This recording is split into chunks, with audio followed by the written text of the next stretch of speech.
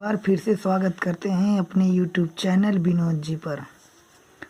दोस्तों, इस वीडियो में हम क्लास 10 की प्रोबेबिलिटी चैप्टर नंबर 15.1 का 21, 22, 23, 24, 25 क्वेश्चन बताएंगे। इसमें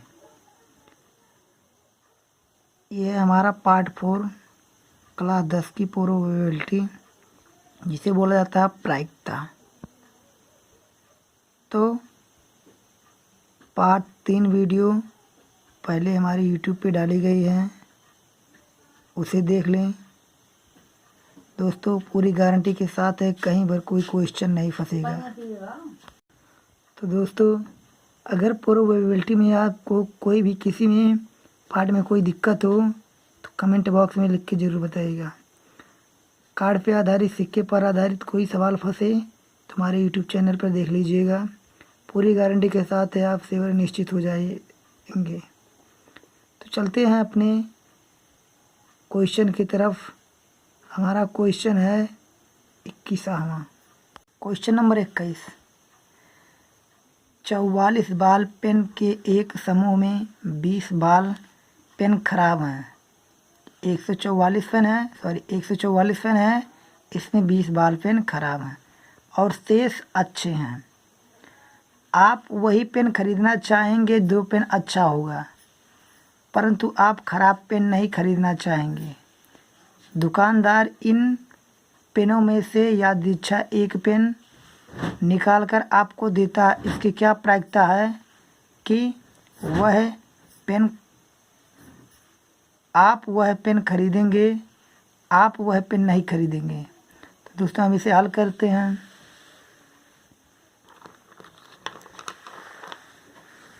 तो अपने माध्यम से हल करेंगे इसे।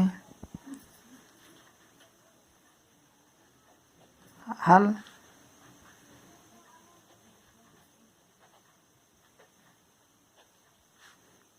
बाल पेनों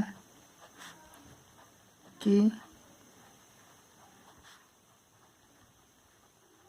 कुल संख्या 144।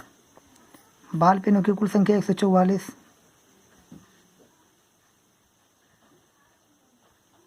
खराब पेनों की संख्या 20।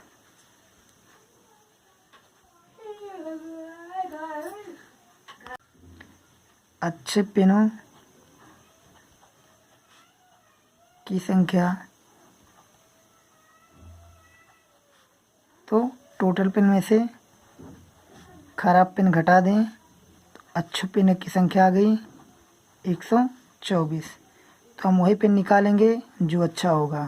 तो फर्स्ट है, आप वही पेन खरीदेंगे। तो हम अच्छे पेन खरीदेंगे। तो अच्छे पेनों की संख्या कितनी है? 144। ये हमारा हुआ अनुकूल परिमाण। कितना? 144, सॉरी 124 होगा, क्योंकि हमारा अच्छा पेन 124 आया ना, 20 खराब पेन था ना, तो ये अनुकूल परिमाण की संख्या 124। तो इसकी प्रायिकता क्या हुई? प्रायिकता P से डिनोट करेंगे। तो अनुकूल परिमाण की संख्या 124 आई, कुल परिमाण की संख्या 144।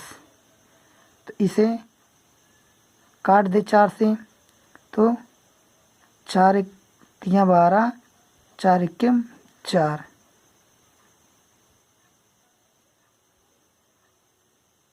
और 4 12, 2 बचा, 24 हो गया, 4 छक 24। तो आ गया 31/36। ये हमारा आंसर आ गया। दूसरा क्या कहा है? दूसरा कहा है कि आप वह पेन नहीं खरीदेंगे। तो इसमें नहीं खरीदेंगे तो हम खराब पेन नहीं खरीदेंगे।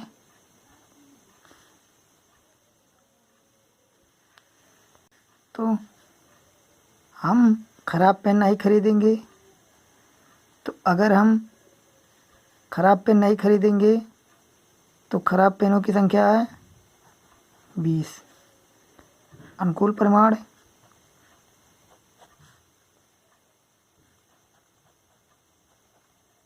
प्रमाण की संख्या कितनी आई?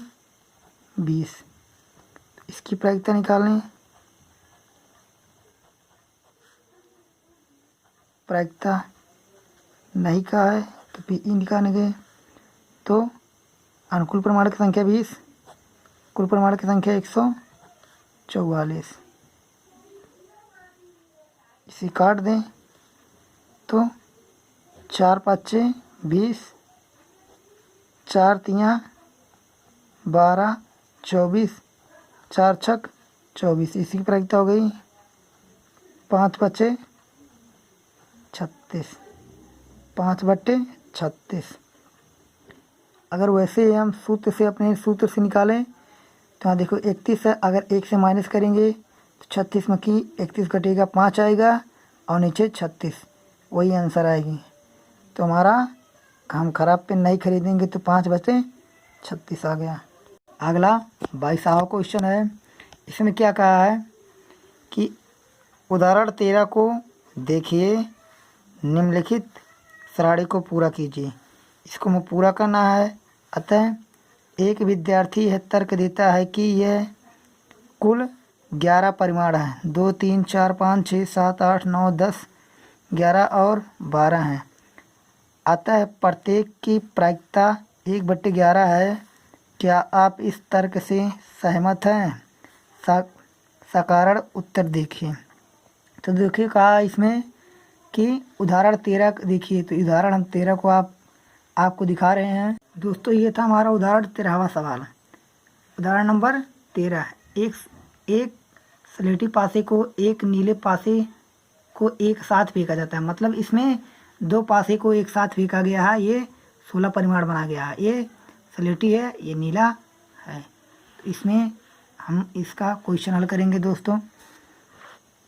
तो इसको हम पूरा करेंगे तो पूरा कैसे किया जाएगा? देखो कहा है घटना पासों की संख्याओं का योग। मतलब 2 पासा फेंका गया है तो मतलब उनका 2 पासों पर अंकों का योग 2 कितनी बार आएगा। तो दोस्तों पर देखिए कि 1 और 1 मिलकर 2 बनेगा, सिर्फ एक ही बार आएगा। इसलिए इसकी प्रायिकता दिया है यहाँ पर 1/2। बस क्या दिया है? 1/2। तो इसी प्रकार अंकों का योग 3। अंकों का योग 3 यहाँ पर देखिए, अंकों का योग 3। तो 1 और 2 3 मिल जाएगा। तो इसका जो तिरछा बना है ये अंकों का योग 3 होगा। अंकों का योग 3 होगा। तो 1 और 2 ही परिमाण बना। तो इसकी प्रायिकता हो जाएगी, इसकी प्रायिकता हो जाएगी 2/36। तो ये पहले पे था तो 1/36, ये दूसरे पे था 2/36, तीसरे पे है 3/36, ये चौथे पे है 4/36,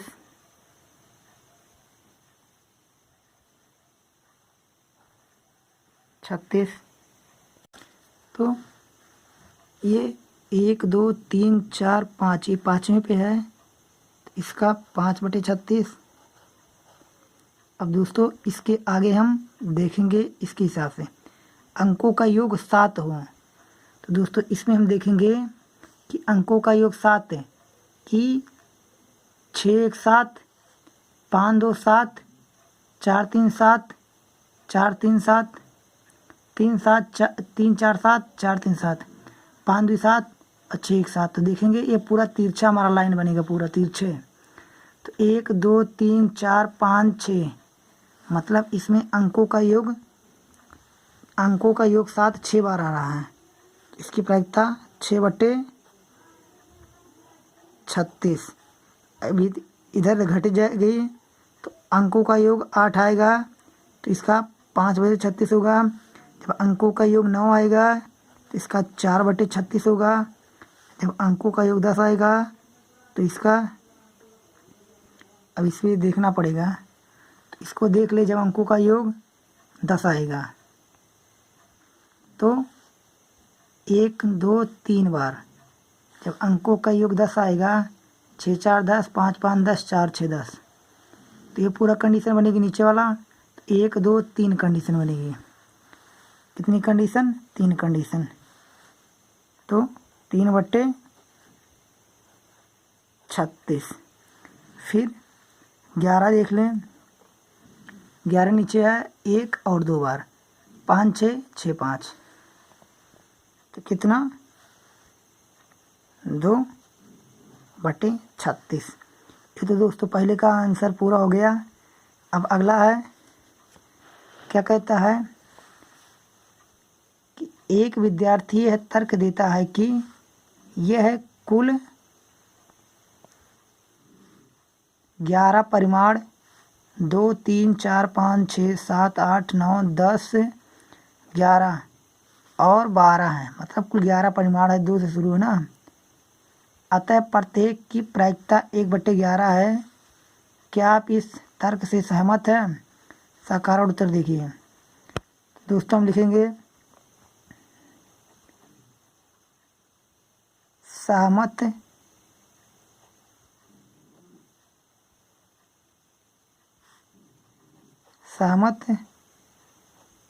नहीं है। क्यों नहीं सहमत है? क्योंकि जब कोई पासा 2 बार फेंका जाता है, क्योंकि जब कोई पासा 2 बार उछाला जाता है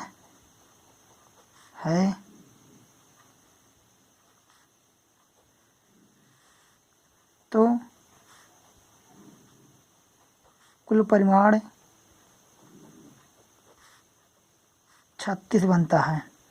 मतलब इसमें 2 बार पासा लिया जा रहा है ना। घटना में पासों का योग, मतलब 2 बार पासा उछाला जा रहा है, तभी तो 11 12 तक जाएगा। तो कुल पासों का योग 36 होता है। तो इसमें प्रत्येक घटना की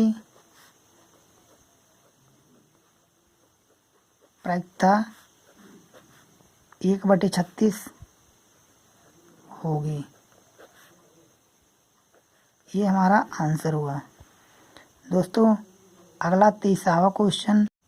एक खेल में 1 रुपये के सिक्के को 3 बार उछाला जाता है और प्रत्येक बार का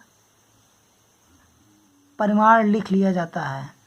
तीनों परिमाण समान होने पर, अर्थात 3 चित या 3 पट प्राप्त होने पर हनीफ खेल में जीत जाता है। हनीफ के खेल में हार जाने की प्रायिकता की परिकल्पना कीजिए। तो हार जाने की परिकल्पना करना है। तो हल करते हैं इसे अपने माध्यम द्वारा। तो हल बराबर 1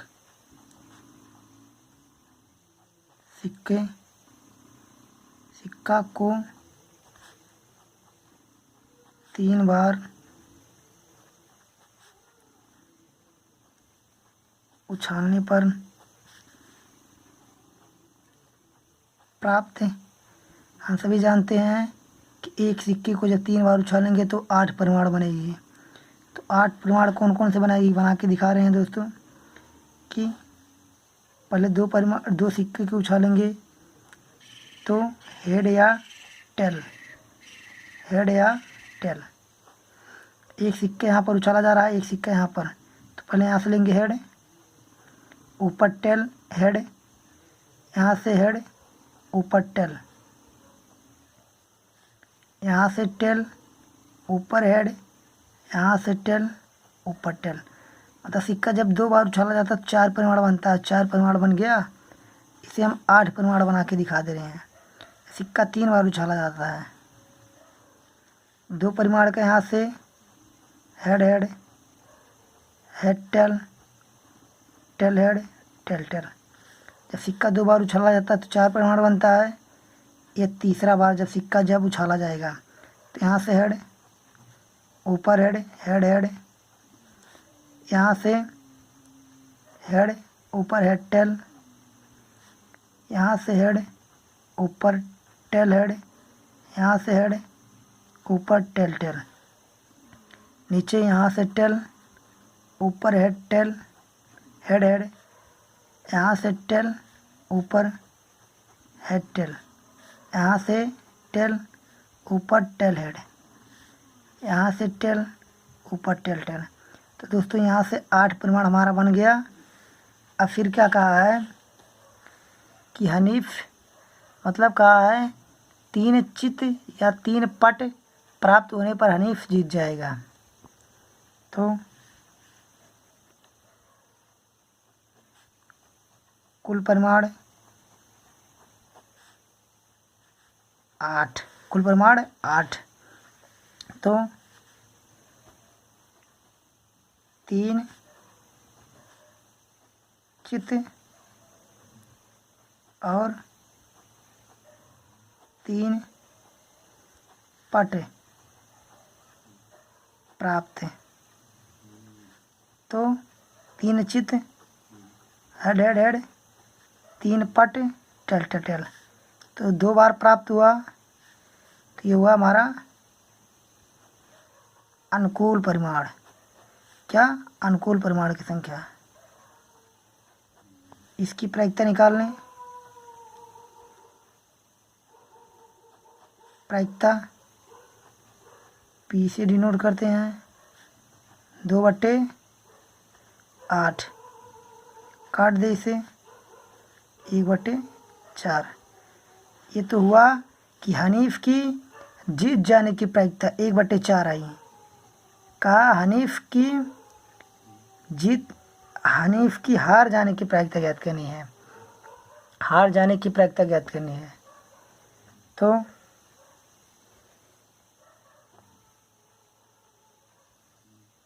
चित 3 बार या पट 3 बार नहीं प्राप्त, तब हनीफ हार जाएगा। हनीफ के हार जाने की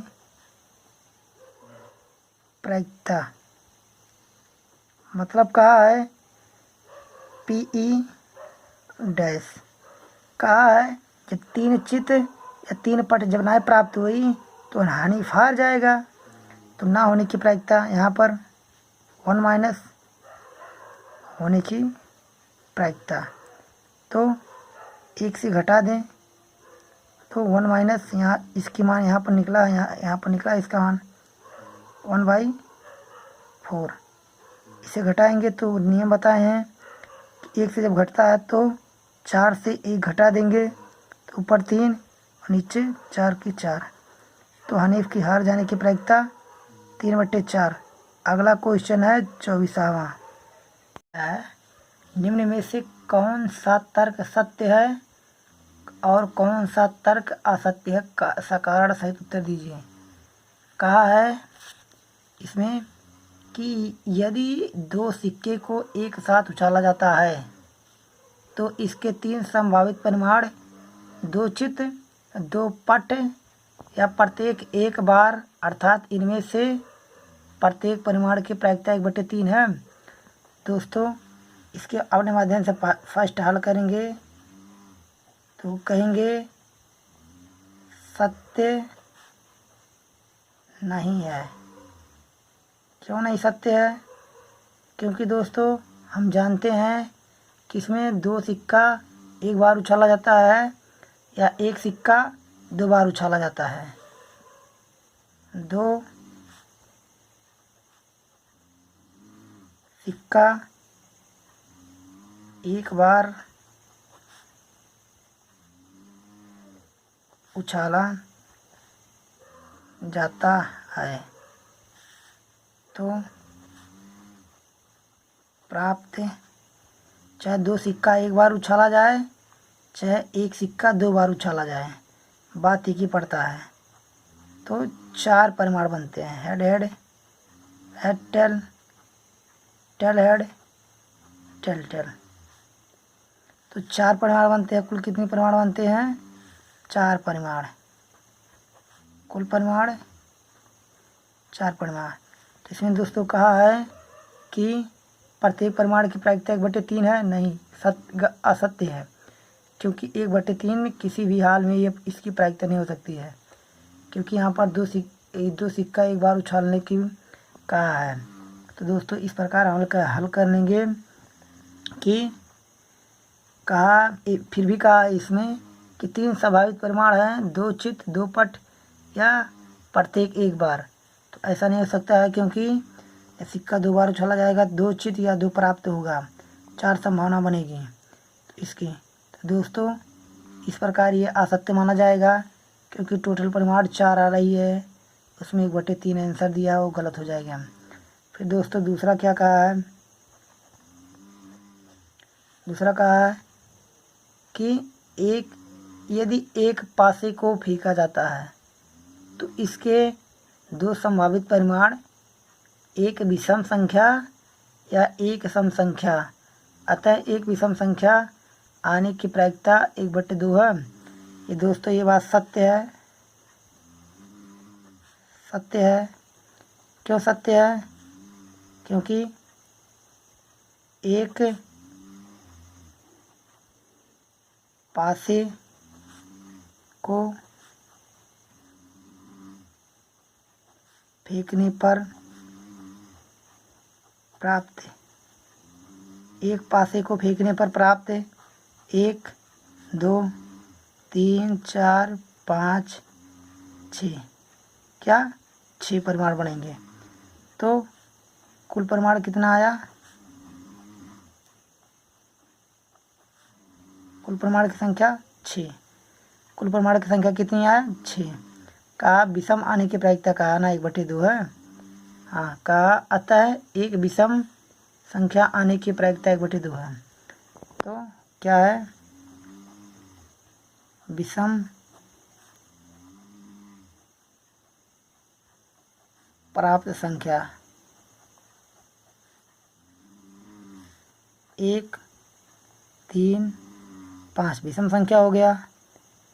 तो अनुकूल परिमाण की संख्या, अनुकूल परिमाण की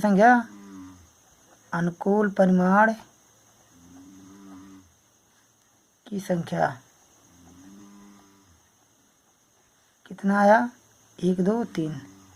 अनुकूल परिमाण की संख्या 3। तो इसकी प्रायिकता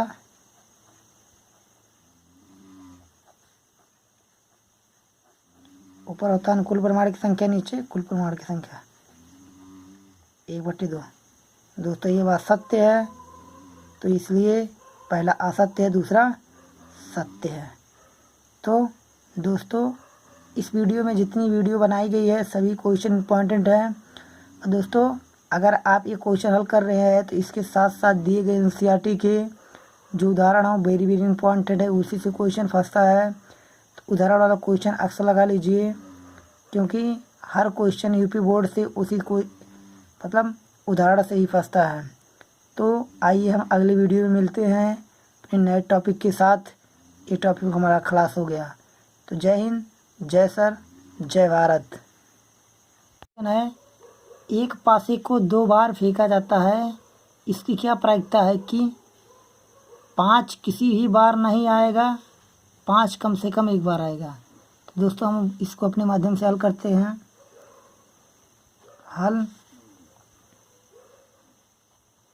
1 पासे को 2 बार, 1 पासे को 2 बार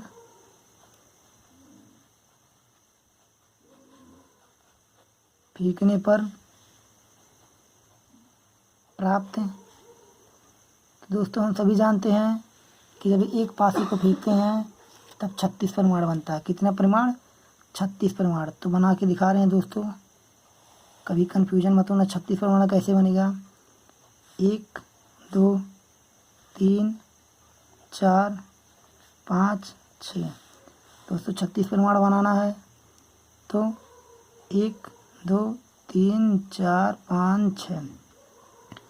तो दोस्तों इसे बनाएंगे पहले 1 1 1 2 1 3 1 4 1 5 1 6 2 1 2 2 2 3 2 4 2 5 2 6 3 1 3 2 3 3 3 4 3 5 3 6 4 1 4 2 4 3 4 4 4 5 4 6 5 1 5 2 5 3 5 4 5 5 5 6 6 1 6 2 6 3 6 4 6 5 6 6। दोस्तों हमारा 36 परिमाण बन गया। फर्स्ट का है कि 5 किसी भी बार नहीं आएगा। तो दोस्तों फर्स्ट हल करेंगे हम कि 5 आ सकता है। तो 5 कितनी बार आ सकता है पहले इसका निकालेंगे। तो दोस्तों 5 वाले लाइन में आएगा 1 2 3 4 5 6 और 5 इसमें आएगा 1 2 3 4 5 6। दोस्तों ये संख्या 2 बार गिनी गई, इसी बार एक ही बार मानी जाएगी। तो दोस्तों फिर से गिन ले 1 2 3 4 5 6 6 संख्या आई। अब यहाँ से 1 इसे गिन चुके हैं 1 2 3 4 5। एक बार गिने 6, एक बार गिनेंगे 5। तो कुल परिमाण कितना बनेगा? 11। कौन कौन से पहले बना लें कि 1 5 2 5 3 5 3 5 4 5 5 5 6 5। फिर 5 1 5 2 5 3 5 5 2 बार नहीं लिखेंगे 5 6। ये आ गया हमारा कुल परिमाण बना। क्या आ गया? क्या? अनुकूल परिमाण। क्या आ गया? अनुकूल परिमाण। कितना? 11। 1 2 3 4 5 6 7 8 9 10। 11 परिमाण बनेगा कि 5 1 5 2 5 3 5 4 नहीं बना है। तो यहाँ पर लिख दे 5 4। 11 परिमाण टोटल हमारा हो गया। तो इसकी प्रायिकता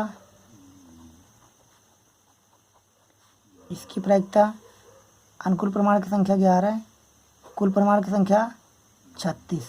कितना आया? 11/36। कहा है 5 कोई भी बार नहीं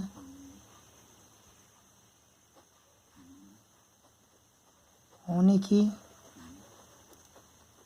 प्रायिकता पी ई डैश निकालेंगे 1 माइनस 5 होने की प्रायिकता निकल गई है। कितना 11/36। इसे जब घटा देंगे तो 36 में से जब 11 घटेगा तब 25 आएगा और नीचे 36 का 36। तो किसी भी बार या कोई भी बार 5 ना आने की प्रायिकता 25/36। अगला क्वेश्चन क्या कहा है कि 5 कम से कम एक बार प्राप्त 5 कम से कम एक बार आएगा, मतलब 5 कम से कम एक बार आएगा। तो 5 11 बार आया है तो 11/36 वही आंसर हो जाएगा। दूसरा 5 कम से